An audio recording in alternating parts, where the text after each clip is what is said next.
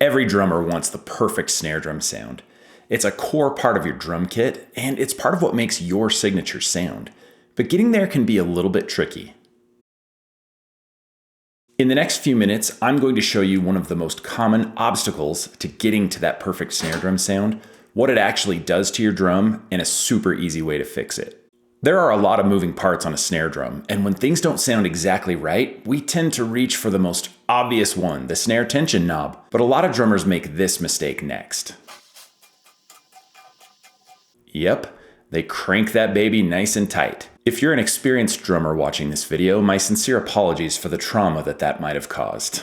This is a super common issue, and I guess I'm like a sound elitist or something, but almost every time I see a local amateur band play, I spend half the show just thinking, I gotta get my hands on that snare drum. I could fix it in 2 minutes. Hey, do me a favor really quick. If you've ever had that thought or something like it, drop it in the comments. What's one thing that you commonly wish you could fix for other drummers? You don't have to be mean, but be honest. When your snare wires get over-tightened, you will start to experience some or all of these problems. The sound will start to get choked or dull, or in some cases it'll get overly harsh.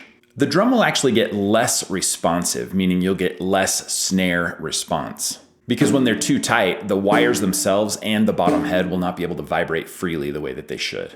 This also means they're not going to interact together the way that they normally would. In extreme cases, or if the snares are over-tightened for a long period of time, you can do damage to the head, the hoop, or even the snare wires themselves. Yes, they can actually break under that much tension. And lastly, you can cause damage to the snare tensioner and the throw-off mechanism. The sound of your snare drum is a combination of a lot of factors. Of course, there's the shell. What size is it? What's it made of? Then there are the hoops, the heads, the snare wires themselves, and how the drum is tuned. The kind of sticks you use, how it's mounted in the stand, and even where you're listening from will all make a difference too. To make matters worse, the snare drum sounds on a lot of our favorite recordings aren't really reliable because they've been processed a ton. Drum sounds are usually the most manipulated sounds on a recording. So, step 1 is to learn what a real live snare drum actually sounds like. Any chance you get, listen to a lot of snare drums just live. No mics, no processing, no nothing. Whether that be in your local drum shop, live shows, at the school that you go to, or a buddy's house, anywhere you can get your hands on a snare drum, play it. Play it with snares on and off. Tap the top and bottom heads to see how it's tuned. And then just take a mental note of what the snare drum is made out of. Is it metal? Is it wood? Is it deep? Is it shallow? Is it coated heads or clear heads? This kind of ear training along the way is going to be absolute gold. And for context, most of my snare drums, I prefer a single ply coated head on top, and then a thin or medium weight snare side head on the bottom. Tuning wise, I'm a big fan of making the bottom head quite a bit tighter than the top head. I think that gives the most characteristic snare drum sound. And then in terms of snare wires, honestly, most of my drums I'm still using the stock wires. I have changed a couple of them out, but it's usually my preference just to let the drum be what it is. Okay, once you've got all of that sorted out, it's time to get that snare wire tension dialed in. Here's the process that I use. First, I want to just take all the tension off the snare wires. I'm going to loosen it to the point where it's obviously much looser than what I'm going to end up with. You can even just reach your hand underneath the drum and feel the wires to make sure that they're nice and loose.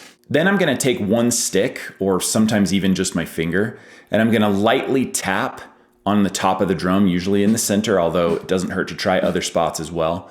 But I'm going to lightly tap while I start to slowly bring those snare wires up to tension with my other hand. What I look for generally is for the length of the snare buzz to match the length of the fundamental tone of the drum. And as you get the snares tighter and tighter, eventually you're going to start to choke out that sound. It's going to shorten the sound and start to kill off some of the fundamental sound of the drum. And if you keep going, you'll eventually get tight enough that the snare wires will stop responding to a light tap. You won't hear any snare buzz at all. And candidly, you don't even need to get close to that point. Once you start to notice that the drum is being choked out or the sustain is being shortened, then it's time to stop and back off just a little bit. At this point, I turn the snares off. I actually disengage the switch, and then I'll loosen about a half a turn and then retighten about a quarter turn. I might just be superstitious, but I like to tighten up to my ideal tension rather than loosen down to my ideal tension. And I like to make that final adjustment with the snares off and then just turn them on at the tension that I want. So for that final set of tweaks, I'm turning them off and on quite a bit and just making tiny little adjustments. If you follow this process, it shouldn't take very long to get a sound that you really like. Think about it like air pressure in a car tire. Too much air or too little air, those are both going to impact your driving and make the experience in the car worse. As always, I recommend that you hear the drum from a lot of different perspectives. Yes, definitely from the driver's seat, but also out front or down the hall. And also, if you're going to be recording or playing under microphones, you may want to put your ear down close to the drum and then just lightly tap to sort of hear what the mic is going to hear. And if you're set up to record anyway, just record the drum. See how it sounds under that microphone. Even using your phone to record it will give you some idea of how that snare sound is going to transfer to digital or tape or whatever it is that you're using. Ultimately, as with almost everything else in drumming, your sound is your sound and it doesn't have to sound like anybody else's. But as you experiment with this process, and especially with that snare wire tension, not only are you going to find a sound that you absolutely love, but you're also going to have that skill and you're going to be comfortable making that adjustment. So no matter where you sit down to play drums, you'll be able to dial in that snare tension pretty quickly. Thanks for watching this video today. I really appreciate you taking a few minutes, and I hope it was of value to you and that it made your drumming life easier. And as always, I'd love to hear from you in the comments. If there's something that you learned, let me know. If there's something you think I missed or got wrong, definitely let me know. And if you've got suggestions on things you'd like me to cover in future videos, I'd always love to hear that as well. I'll see you in the next one.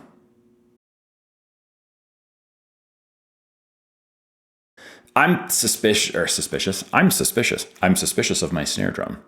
I'm suspicious of every drum, let's be honest. Whew.